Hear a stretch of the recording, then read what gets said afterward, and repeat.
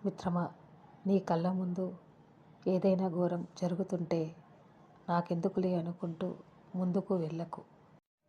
మరి ఆ రోజుల్లో ఆ బ్రిటిష్ వారి చేతిలో ఎంత నరకయాతన అనుభవించి మన కోసం వారు ఈ స్వతంత్రాన్ని తెస్తే మనం ఏం చేస్తున్నామో ఒక్కసారి ఆలోచించండి.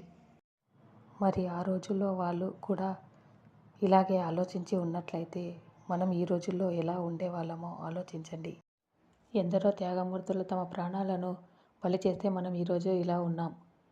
ఈ రోజులో కన్న తల్లిదండ్రులు కొడితేనే భరించలేకపోతున్నారే, ఆ రోజుల్లో వారు మన కోసం ఎవరి చేతిలోనో బాధలను అనుభవించారు, వారు పెట్టే హింసలను భరించారు. మరి ఆ రోజుల్లో వాళ్ళు కూడా ఇలాగే ఆలోచించి ఉన్నట్లయితే మనం ఈ రోజుల్లో ఎలా ఉండేవాళ్ళమో ఆలోచించండి.